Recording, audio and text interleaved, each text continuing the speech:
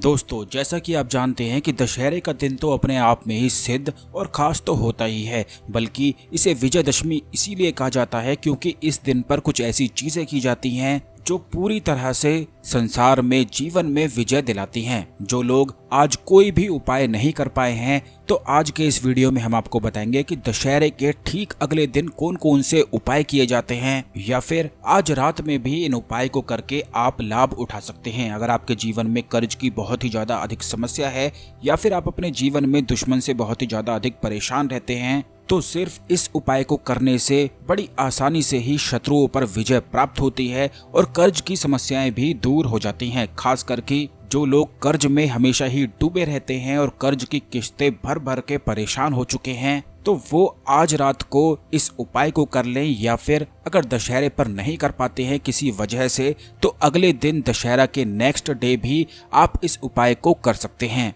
और यह उपाय खास करके दशहरा के नेक्स्ट डे ही किया जाता है। तो दोस्तों, ध्यान से आप इस विधि को समझ लें। विजयदशमी का जो दिन होता है वह शत्रुओं पर विजय प्राप्त करने के लिए बहुत ही ज्यादा खास और विशेष दिन होता है।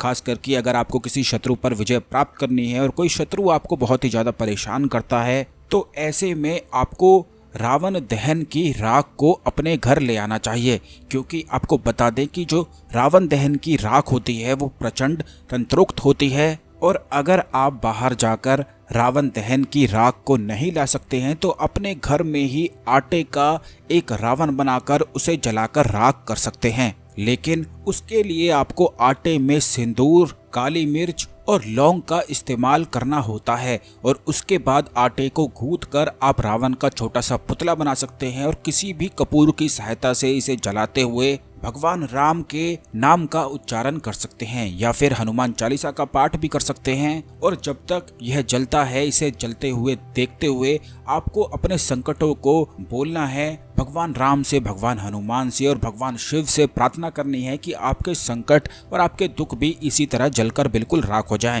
यह आप आज कर सकते हैं, और बस इस राख को आप संभाल कर रख लें। इस राख को अगर आप अपने शत्रु के किसी सामान पर छिड़क देते हैं, या फिर शत्रु के घर पर इस राख से क्रॉस का निशान लगा देते हैं, तो फिर शत्रु आपको बिल्कुल भी परेशान नहीं कर पाता है। उसके मन से बिल्कुल आपके प्रति नफरत का भाव बिल्कुल खत्म हो जाता है, और फिर वह आपका कुछ भी नहीं बिगाड़ पाता है। कई बार शत्रु ऐसे होते हैं कि उन्हें अपनी खुशी से कुछ भी लेना देना नहीं होता है, लेकिन वो केवल इतना चाहते हैं कि सामने वाला भी खुश ना रहे, उसे भी कैसे दुखी करना है, किस प्रकार परेशानी खड़ी करनी है। तो इस तरह के जो शत्रु होते हैं बड़े ही ज्यादा मूर्ख होते हैं, क्योंकि ऐसे ही लोग अपने जीवन में हारे हुए होते हैं और दूसरों को भी हराना चाहते हैं। तो ऐसी स्थिति में आप इस उपाय को करके उन शत्रुओं से विजय प्राप्त कर सकते हैं। और अगर वह आपका कुछ बिगाड़ने की कोशिश भी करते हैं या आपके बारे में बुरा सोचते हैं, तो खुद ही अपने माया जाल में फंसते हुए ही चले जाते हैं। उनके मन का सुख और चैन बिल्कुल खत्म ही हो जाता है। अब दोस्तों, जो दूसरा उपाय है वो है दशहरे के नेक्स्ट डे आपको करना है।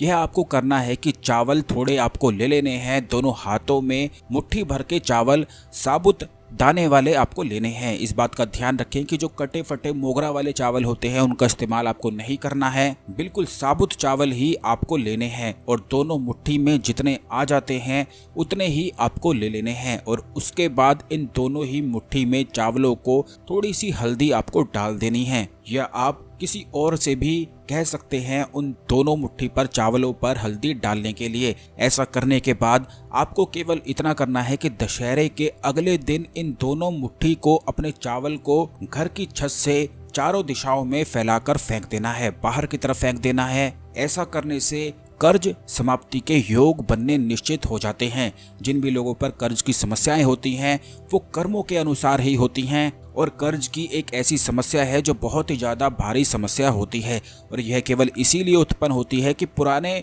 जो कर्म हैं वो बिगड़े हुए होते हैं। जिस भी व्यक्ति के कर्म बिगड़े हुए होते हैं वह निश्चित ही कर्ज में फंस जाता है। और इसी तरह से अगर आप विजयदशमी के अगले दिन नेक्स्ट डे इस उपाय को कर लेते हैं, तो इससे वो कर्म खत्म होते हैं, कर्म कट जाते हैं, और जो चावल आप फेंकते हैं इससे विशेष शक्तियाँ भी आपकी ओर आकर्षित होती हैं। तो दशहरे के अगले दिन इस उपाय को भी जरूर कर लें। अगर आपके मन में बिल्कुल भी सुख और शांति नहीं है तब भी आप इस उपाय को जरूर करें, बल्कि घर के जितने भी लोग हैं सभी इस उपाय को दशहरे के अगले दिन करना बिल्कुल भी ना भूलें। इस बात का ध्यान रखें, या तो घर के मुख्य दरवाजे से बाहर फेंक देना है, या फिर घर के मुख्य दरवाजे से बाहर नहीं फेंक सकते हैं तो घर की छत पर जाकर चारों दिशाओं में आपको चावलों को फैलाते हुए बिल्कुल छत से बाहर फेंक देना है, जिससे एक भी दाना छत पर आपकी ना गिरे। चारों दिशाओं में घुमाकर नहीं फेंक सकते हैं तो आप किसी भी एक दिशा में पूर्व या पश्चिम दिशा में भी फेंक सकते हैं। बस इतना करने मात्र से ही धन की सभी परेशानी समाप्त होती हैं और खास करके शत्रु जो आपको परेशान करते हैं वह आपका रास्ता छोड़ देते हैं।